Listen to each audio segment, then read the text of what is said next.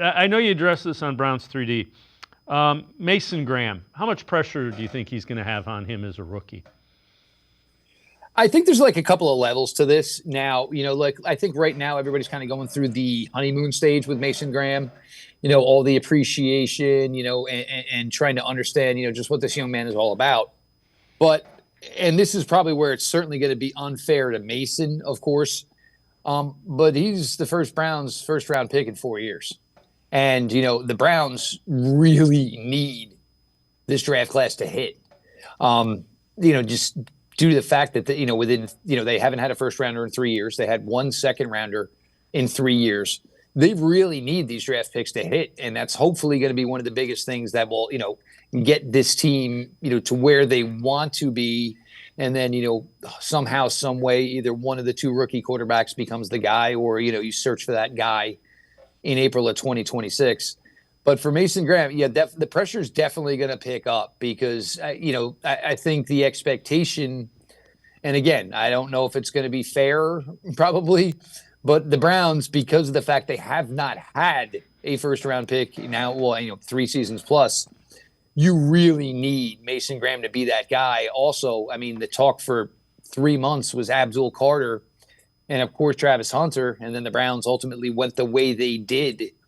Yeah, I mean, it's going to pick up and probably pretty quickly for the Browns and Mason Graham in the hopes that he becomes an impact defender immediately. Yeah, especially since you traded down from the second pick. Everybody will be watching to see what Travis Hunter does. Travis Hunter catches 7 balls in the first 2 weeks. So, I'll see what you did. Right. We know how it goes. We know. Yep. Hey, let me ask you this, though. You have Graham. Now you've added Malik Collins, and really to a certain extent, Michael Hall Jr. if he's healthy.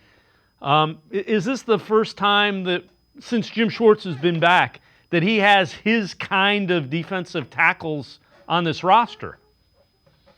I actually just got done recording my own show, and this was, one of the things I think I'm emphasizing probably for this team as far as what you're going to look for to determine whether or not 2025 was a success for the Cleveland Browns. Look, we know what Miles is along that defensive line. But, you have other players as well. You can add Isaiah McGuire's name to that list. Does McGuire take the next step and, become a pass rusher on the level of what his run defense is?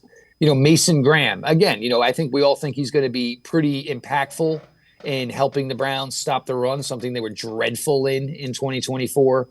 Collins is more probably of a pure pass rusher. Juwan Briggs, certainly somebody that can assist, in run defense. We saw by the time the Browns finally let him play last year that he could have some impact. You throw Mike Hall's name in there. Collins, certainly, a proven pass rusher who's on a 2-year deal. And I think one of the things you're going to determine about how successful this season was, maybe when you get away from wins and losses, will be what is the thought of the Cleveland Browns defensive line come January, as opposed to where it is here in August. And you have several players, like you're mentioning here, with Graham, with McGuire, certainly with Hall, and with Briggs, all of whom have the capability and the ability to improve. And, I think we could be having conversations shortly from now saying, you know what, this defensive line is a heck of a lot better and has some sustainable future to it with a lot of guys, at least under contract for 2026 and other guys that the Browns might be looking to possibly extend.